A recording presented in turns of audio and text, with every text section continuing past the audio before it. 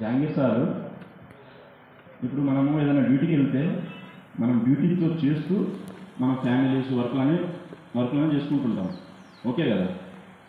Jahangir sir మాత్రం స్కూల్కి వచ్చేస్తే మా పిల్లలు మొత్తం డెడికేషన్ ఇక్కడే ఉంటుంది సార్. అందరికీ చెప్పి క్లాసుల్లో కూర్చోబెట్టి అంతా అయిపోయిన తర్వాతనే సార్ వెళ్తాడు. ఇప్పటికి కూడా సార్ అంత యాక్టివ్గా మనం లేము కొంతమంది. ఇది పీటీ సార్ ఏమనుకోకూడదు. ఇప్పటికి కూడా సార్ వాకింగ్ అయినా రన్నింగ్ అయినా చాలా స్ట్రాంగ్గా ఉంటాడు. ముందు ముందు ఇంకా స్ట్రాంగ్ అవ్వాలి నా కోరిక. అది సబ్జెక్ట్ పరంగా మాత్రం పర్ఫెక్ట్. ఇప్పుడు ఎంత డెడికేషన్ ఉండదో సబ్జెక్ట్ ఉంటేనే డెడికేషన్ ఉంటుంది, డెడికేషన్ ఉంటే సబ్జెక్ట్ ఉంటుంది, అంతే కదా గంగాధర్? అదే నాకు మస్తు అనిపించింది. కానీ సార్ నాకైతే చాలా మామూలుగా అంటే మేము చాలా గొప్పగా ఫీల్ అవుతున్నాం.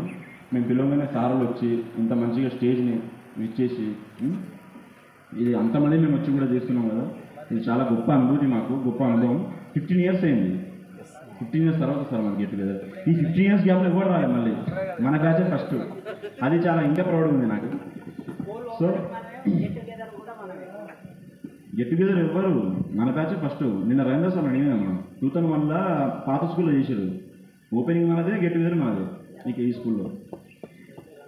సో నేను మనస్ఫూర్తిగా ఇక్కడ వచ్చిన ప్రతి ఒక్కరికి కృతజ్ఞతలు తెలుపుకుంటూ ముందు ముందు ఏమున్నా కూడా స్కూల్ పరంగా ఏమున్నా మనము ఏ పరంగా సాయం చేసి, లేకపోతే నెక్స్ట్ గెట్ టుగెదర్ ఉన్నా కూడా ఇదే స్ట్రెంత్లో ఎంతగానో ఎక్కువ స్ట్రెంత్లో అటెండ్ అయ్యి అప్పటికి కూడా ప్రిన్సిపల్ సార్ సారే ఉండాలని కోరుకుంటూ అప్పుడు కూడా మనకు పర్మిషన్ సింపుల్గా ఇచ్చేసి, అప్పుడు కూడా మనం వెంటనే ఫోన్ చేసి అందరిట్లో ఇచ్చేసి